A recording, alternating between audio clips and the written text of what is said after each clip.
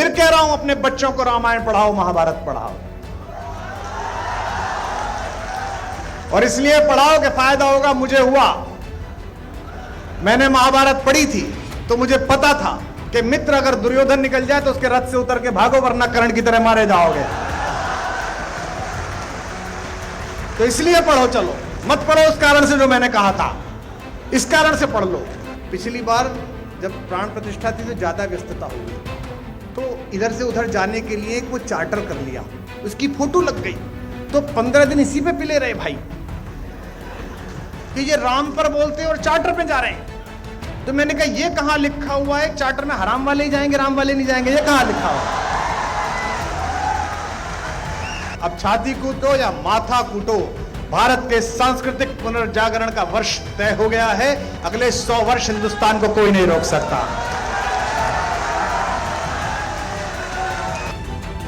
कवि कुमार विश्वास इन दिनों चर्चा में हैं अपने एक बयान की वजह से, जिसमें उन्होंने इशारों में कहा था कि अपने बच्चों को रामायण पढ़ाइए। सिर्फ रामायण घर का नाम रख लेने से कुछ नहीं होगा, वरना आपकी श्री लक्ष्मी कोई और लेकर जाएगा।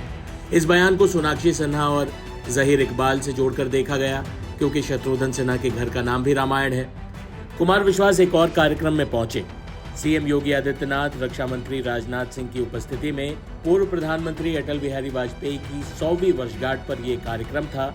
इस कार्यक्रम में भी कुमार विश्वास ने इस विवाद पर जमकर खरी खोटी सुनाई है, जिन्होंने भी इस विवाद को जबरन खींचा। कुमार विश्वास का क्या कहना है इस पूरे विवाद पर, सुनिए।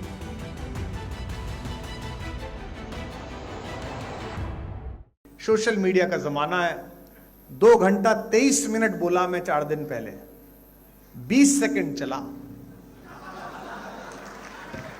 20 सेकंड, और उसमें बहुत आभार आदरणीय गृह मंत्री जी। 2 घंटा 23 मिनट में 20 सेकंड, एक जरा सी बात होती है और पूरा विश्व लेकर उड़ जाता है। एक छोटा सा मुझे स्मरण आ गया, आदरणीय मुख्यमंत्री जी, आदरणीय रक्षा मंत्री जी, मेरे को आदत है फेसबुक ट्विटर पे लिखने के बाद 5 बिंदी लगा देने की। तो मैं एक बार बंबई जा रहा था तो मैंने एक वाक्य लिखा, 5 बिंदी लगाई, फिर सोचा यही वाक्य कॉपी करके ट्विटर पे लगा देता हूं, लेकिन वो कॉपी की जगह कट हो गया, और तब तक वो व्योम बाला घूरने लगी एयर होस्टेस कि बंद करिए मोबाइल। तो मैं अच्छे नागरिक की तरह बंद करके बैठ गया। अब 2 घंटे बाद उतरा तो घटना यह कि 5 बिंदु चुपके हुए, कुछ नहीं लिखा हुआ है, और आनंद तो लेंगे कि नीचे 2000 कमेंट। यही तो विद्वान आदमी की पहचान है।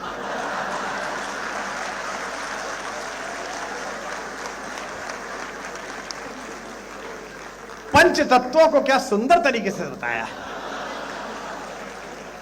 एक कह रहा था कि नहीं, आजकल कुमार जी आध्यात्मिक हो गए हैं, ये केवी कुटीर में रहते हैं, तो ये 5 वृक्षों की चर्चा है। कुछ भी चलता है। आपसे एक अपराध अनायास हो या किसी के माध्यम से हो जाए, अपयश में रुचि लेने के लिए पूरा संसार उत्सुक है, लेकिन आपने जितना पुरुषार्थ किया है, आपने जितनी क्षमता और मेहनत की है, उसकी कृतज्ञता देने के लिए संसार बहुत कंजूस है। मैं अंतिम पंक्तियां और अंतिम बंद पढ़ता हूं, उन लोगों के सम्मुख पढ़ रहा हूं जिनको यश और अपयश दोनों का अभ्यास है, तब पढ़ रहा हूं कि कब तक गीत सुनाऊं राधा, कब तक गीत सुनाऊं। अब ये सुनिएगा, ये कृष्ण भी कह रहे हैं और दिल्ली राजधानी क्षेत्र से आया हुआ एक कवि भी कह रहा है, जो विभिन्न क्षेत्रों में टहल के आया है, कि जग भर के अपराध सदा ही अपने शीश उठाए। मंच पर जितने जनप्रतिनिधि बैठे, नीचे जितने जनप्रतिनिधि बैठे, इनको मैं यही अनुरोध कर सकता हूं कि जगत के अपयश से कभी विचलित मत होइएगा। अगर आपने सत्य है तो एक ना एक दिन उसकी आभा चमकेगी, निश्चित रूप से चमकेगी। जग भर के अपराध। आज मैं सुबह से देख रहा हूं हमारे वामपंथी मित्र, हमारे कांग्रेसी मित्र अटल जी की कितनी प्रशंसा करते हैं, और अटल जी जब थे तब ये लोग क्या बोलते थे हम भी देखते हैं। अटल जी थे तो अटल जी बहुत कट्टर थे, फिर आदरणीय अडवाणी जी का भारतीय राजनीति में प्रवेश हुआ। अटल जी बहुत अच्छे हैं,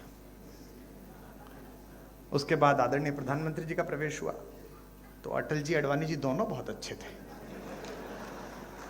और आदरणीय मुख्यमंत्री जी वो समय दूर नहीं है जब प्रधानमंत्री जी बहुत अच्छे हैं, ये भी कहा जाएगा।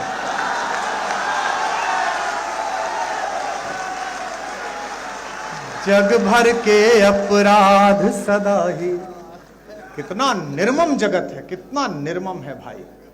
और यह केवल भगवती कृपा से होता है, यह केवल माता सरस्वती की कृपा से होता है कि आप निष्कलंक कहीं से लौट आए। मैं अटल जी की कृपा मानता हूं, वे राजनीति में निष्कलंक अजात शत्रु रहे। मैं भी एक छोटा ओरिएंटेशन कोर्स करके अब बाहर आया। यह भगवती की कृपा थी कि मुझे देश के सर्वाधिक मेहनीय लोग बैठकर सुन रहे हैं, अन्यथा मैं भी दिल्ली में दारू के ठेके का हिसाब दे रहा होता। कहां है कि जग भर, भाई ऐसा है, केवल आप ही को नहीं सुनना, उनको भी तो खबर चाहिए। 5 दिन राम पर बोलो, 3-3 घंटे अयोध्या जी में हाजिरी लगेगी। 3 पंजे 15 घंटे, 15 घंटे में नर पिशाचों को एक लाइन नहीं मिली, 20 सेकंड मिले, बस 20 सेकंड। और वो सारे आगे पल्ली पार से, पूरे भारत की समस्या एक तरफ, मैं एक तरफ। कुमार विश्वास ने ये कहा, कुमार विश्वास ने ये कहा। मुझे पता है कि आज के बाद भी अतिसार होने वाला है, कोई दिक्कत नहीं है। अरे भैया रहने दे तो बेटा, ये जिंदाबाद विंदाबाद दूसरों के लेकर मेरे 7 साल बर्बाद हुए इसमें।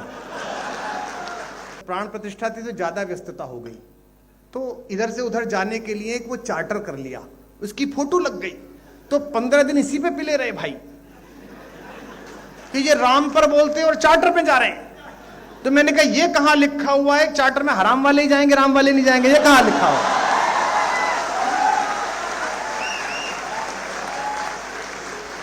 रस का माखन, अब छाती कूटो या माथा कूटो, भारत के सांस्कृतिक पुनर्जागरण का वर्ष तय हो गया है। अगले 100 वर्ष हिंदुस्तान को कोई नहीं रोक सकता।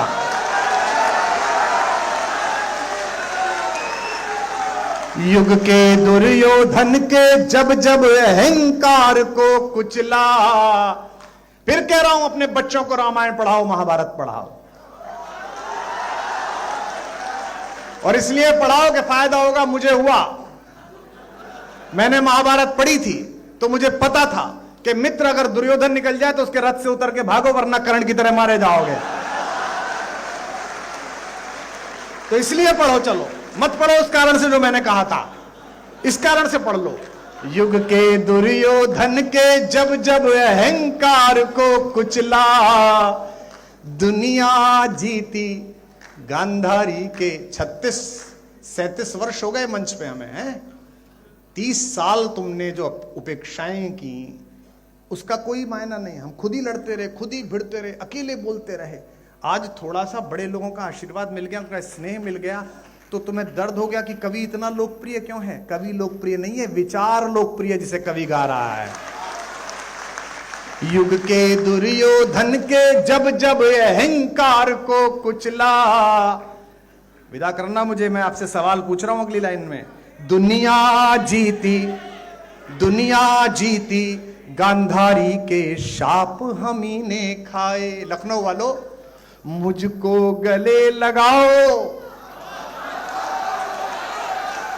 ये कृष्ण कह रहे हैं और मैं भी कह रहा हूं। मुझको गले लगाओ या बस मैं ही गले लगाऊं, कब तक गीत सुनाऊं राधा, कब तक गीत सुनाऊं, कब तक गीत सुनाऊं राधा, कब तक गीत सुनाऊं, कब तक गीत सुनाऊं राधा, कब तक गीत सुनाऊं।